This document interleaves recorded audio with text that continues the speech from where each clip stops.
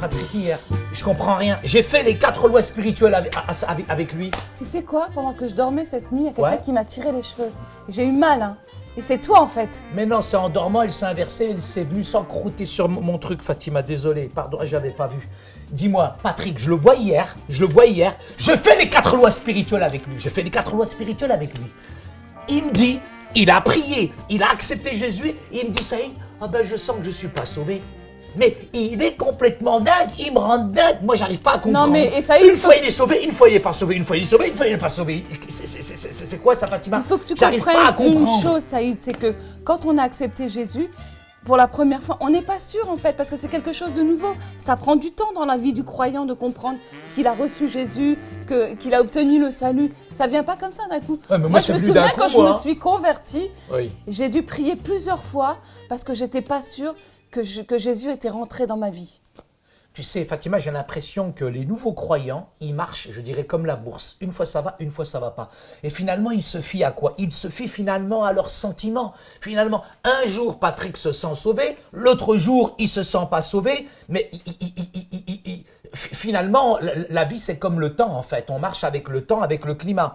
Alors, moi, j'ai vraiment besoin de réaliser que finalement, dans les 4 lois spirituelles, ici, c'est qu'on ne doit pas se fonder sur nos sentiments. Aujourd'hui, si vous vous sentez heureux, demain, c'est vrai, peut-être que vous vous sentirez peut-être pas heureux. Mais l'importance, c'est de se fier à ce que dit la Bible, la parole de Dieu. Parce que la parole de Dieu, Fatima, elle est l'autorité. Et la Bible, elle nous dit, quels que soient nos sentiments, le Christ demeure dans notre vie. Et il dit, je leur donne la vie éternelle et personne ne les arrachera de ma Je main. comprends ce que tu veux dire, se baser uniquement sur nos sentiments, ça peut être un manque de sagesse. Complètement. Et parfois, ça peut nous induire aussi en erreur, Saïd. Oui.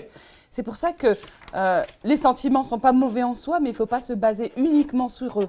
Parce que quelquefois, on a des choix de carrière, des choix de travail, ou des choix importants dans notre vie. Et il se passe quelque chose, on vit un sentiment, et on pense que tout doit défaire de ça, en fait. Mais en fait, parfois, c'est faux. Il faut vraiment prendre le temps, et il faut vraiment agir avec sagesse. Bon, j'ai l'impression que la vie de certains, comme celle de Patrick, c'est comme un train en fait. Notre foi, Ouais, on la mais toi, compare pourquoi à tu un parles train. toujours de Patrick? On dirait que tu es jaloux de lui. Mais attends, il accepte Jésus, puis le lendemain, il me dit qu'il n'est pas sauvé. Il faudrait peut-être savoir où est-ce qu'il en est. J'ai l'impression que finalement, c'est un train avec plusieurs locomotives. Et finalement, la première locomotive, le moteur, finalement, c'est la foi, c'est la puissance de la parole. C'est les faits, c'est la parole. Et les sentiments, finalement, c'est le dernier wagon. Et bien lui, finalement, c'est le dernier wagon, ce sont les sentiments qui dirigent sa vie. Mais ça devrait être plutôt l'inverse. Finalement, c'est la foi qui dirige notre vie. C'est pas les émotions, les sensations, les pulsions. Parce qu'on est heureux, puis le lendemain, finalement, on n'est pas heureux. Alors, nos sentiments, ils sont là. On a besoin de sentiments, etc. Mais ces nouveaux convertis, toutes ces personnes, nous avons besoin de les appuyer sur la puissance de la parole. C'est celle qui va diriger leur vie. Mais en même temps, la puissance de la parole, il faut aussi la foi. Et peut-être que Patrick, justement, lui, il n'est pas encore tout à fait sûr parce que il a ressenti quelque chose, mais il n'a peut-être pas encore compris que Christ est entré dans sa vie. Et on pourrait lire Colossiens 1, 27, Éphésiens 2, 8 et 9, « Celui en qui nous avons la rédemption, le pardon des péchés. » Et tu devrais lui poser des questions pour être sûr qu'il a bien compris. Et tu devrais lui dire qu'en fait, que la Bible, c'est une référence. Mais c'est et tu une peux se référence, fier à la c'est clair. Bible. Mais tu sais, il va lui falloir du temps pour comprendre à Patrick. Il va lui falloir du temps pour comprendre le message du pardon. Il va lui falloir du temps pour comprendre que Dieu l'a lavé et purifié de ses péchés, qu'il a été pardonné une fois pour toutes. Ça va prendre du temps. Nous sommes pardonnés et appelés à être enfants de Dieu. Par exemple, dans Jean, chapitre 1, verset 10, ça nous dit clairement « Mais à tous ceux qui l'ont reçu, à ceux qui croient en son nom, il a donné le pouvoir de devenir, Fatima, enfant de Dieu. » Et on peut poser, je dirais, quelques questions d'après ce verset. Qu'êtes-vous devenus? Ou encore, si vous et moi sommes enfants de Dieu, alors quel lien avons-nous? Bien sûr, Patrick, ça devient mon frère. C'est une véritable catastrophe. Mais bon, je l'aime bien quand même. En tout cas, il faut qu'on aide notre éditeur, notre auditeur à réfléchir, je dirais. Il faut l'aider à comprendre. Si nous sommes enfants de Dieu, nous sommes aussi frères et sœurs et nous recevons la vie éternelle. C'est pour ça que nous lisons dans Jean, au chapitre 10, au verset 10, Dieu dit ceci, le voleur ne vient que pour dérober, égorger, détruire, mais moi je suis venu afin que les brebis aient la vie et qu'ils aient la vie en abondance. C'est que le Christ nous a donné la vie éternelle. Ça, c'est important. Donc, on doit prendre le temps d'instruire notre interlocuteur, de lui expliquer que nous sommes enfants de Dieu, qu'il a un avenir merveilleux et qu'il a, s'il comprend, Bonjour. Ah, merci, hein, ça faisait longtemps que je l'attendais. Ah, il Oui, est gentil, assieds-toi. Patrick. Tu peux t'asseoir. Merci. Viens ici. Ah, il est très Je vais lui gentil. expliquer les 4 lois spirituelles. Mais ça y est, mais... Viens ici. Ah, mais Viens laisse-le. ici. Regarde mon Mais on ami. n'a pas fini. Regarde mon ami. On n'a pas La terminé. première loi, c'est que Dieu t'aime. Dieu, il t'aime. La deuxième loi, c'est qu'on est séparé de Dieu à cause du péché. Troisième loi, Jésus, il a la solution. Quatrième loi, maintenant, le cercle, il est là. La croix est là à l'extérieur. Allez, viens, continue ton émission. Toi, remets ta chaise. Mais laisse-moi, je faisais les 4 lois Mais, spirituelles. mais on n'a pas terminé, C'est pas Saïd. possible, T'as ça. terminé, toi? Mais il a failli accepter fini Jésus, il m'a interrompu Mais celui-là. tu feras ça plus tard. Ok Tu sais Fatima, qu'on est pas- alors ce qu'on pourrait lui demander finalement à la personne, c'est existe-t-il quelque chose de plus merveilleux que de recevoir Christ?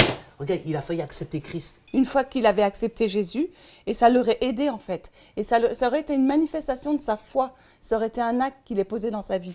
Déjà, le fait de prier pour lui, ça l'aurait aidé à comprendre qu'il est devenu enfant de Dieu. Il y a beaucoup plus que ça. Oui. D'abord, ce qui est important pour qu'il puisse grandir dans sa foi, Oui. c'est qu'il puisse ne pas être tout seul. Il a besoin d'une communion fraternelle, il a besoin d'entourer d'autres chrétiens. Parce que lui, là, tu allais faire les 4 lois spirituelles avec lui. Oui. Est-ce que tu allais le laisser partir après? Bah, il y a intérêt, c'est uniquement s'il aura accepté le Christ, je le laissais Et partir. tu aurais fait quoi après avec lui? Lui, Oui, bah, je l'aurais ramené à l'église. d'accord. Quoi d'autre? Eh ben, moi, ce qui est important pour moi, quand quelqu'un débute, Fatima, c'est de lui dire que maintenant, chaque jour, tu dois prier, remettre ta vie au Seigneur. C'est important pour moi aussi de l'amener à aimer l'évangile de Jean. Et c'est important aussi pour moi que sa vie soit dirigée par la puissance du Saint-Esprit. Il est important aussi qu'il développe sa foi. C'est pour ça que la parole nous dit dans Galates au chapitre 3 verset 11, le juste vivra par la foi. Et si nous voulons vivre heureux, si nous voulons vivre contents, nous devons vivre par la foi et mettre en pratique finalement ce que nous croyons. Et c'est la parole de Dieu, je dirais, qui va donner cette croissance spirituelle. Et je lui dirais à ce monsieur à qui il a failli accepter Christ, que finalement, s'il ne remet pas sa vie au Seigneur, ça sera une catastrophe. Mais s'il remet tous les aspects de sa vie au Seigneur, ça sera une véritable, je dirais, bénédiction pour lui. Ce qui est important aussi pour les personnes avec qui on partage les 4 lois spirituelles, c'est qu'ils aient vraiment cette assurance du salut. Enfin, pour moi, ça a été très important dans ma conversion. Et aussi, Saïd, ce qu'il faudrait, c'est lui donner une Bible, parce que finalement, quand il va rentrer chez lui, c'est important qu'il puisse se référer à la Bible, lui laisser quelques versets pour qu'il puisse grandir spirituellement. Et pour terminer, ne jamais laisser une personne seule une fois qu'elle a accepté Jésus. C'est impératif que cette personne, elle puisse intégrer un groupe, ou alors vous l'invitez dans votre église et vous restez, vous devenez un parent pour cette personne. Complètement, oui, complètement.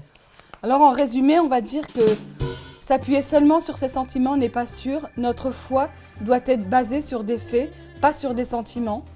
Nous devons aider un nouveau chrétien à trouver l'assurance de sa foi dans la Bible. Dans la Bible, bien sûr.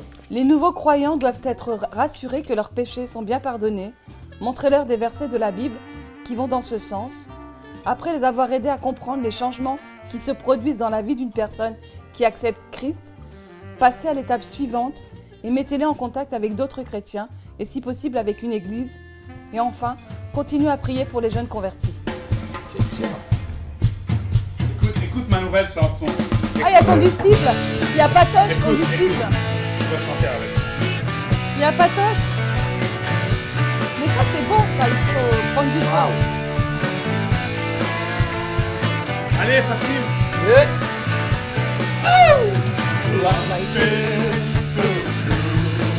This is the road. Allez. Life is so cruel. This is the road. Allez, Fatim. Yes. Eh, tu connais les 4 lois spirituelles? Mais non, mais tu l'as déjà fait, c'est Patoche. C'est Est-ce que tu connais les Patrick. 4 lois spirituelles? La première loi, c'est que Dieu t'aime. Mais toi, on va aller directement à la 4e loi. Maintenant, si tu n'acceptes pas Jésus, Non, moi je vais accepter. fais la prière Jésus, avec je l'ai moi. accepté. Ok. Mais t'as Super. déjà fait les 4 lois spirituelles. Ouais, mais À hier, chaque il fois n'était qu'il pas te sauvé. voit- Nicolas m'a dit que vous étiez en Hier, train il de parler n'était pas de moi sauvé. et lui... Hier, il n'était pas sauvé. parle Maintenant, négativement de tu moi. te sens sauvé maintenant, ton émotion t'amène vers le salut. Mais Alors, oui, il a déjà alors, composé une chanson. Allez. Praise don't be